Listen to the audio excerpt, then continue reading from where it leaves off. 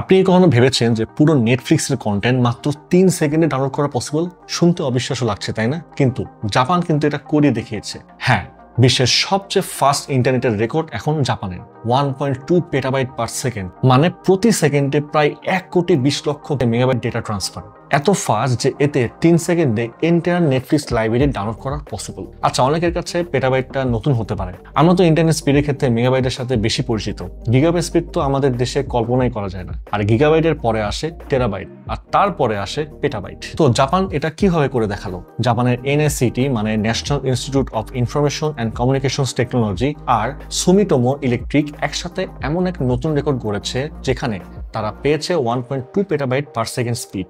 সবচেয়ে মজার ব্যাপারটা কি জানেন? তারা কোনো নতুন আলাদা ওয়্যার বানায়নি, একদম নর্মাল ফাইবার কেবল, সাইজ মাত্র 0.125 মিলিমিটার থিন, যেমনটা আমরা সচরাচর ইউজ করে থাকি আর কি। বাট ডিফারেন্স হচ্ছে ভেতরে একটা নয়, পুরো 19টা আলাদা কোর বসানো হয়েছে, মানে একসাথে 19টা লাইট ওয়ে চলছে এই ছোট্ট অপটিক্যাল ফাইবারের ভেতর দিয়ে।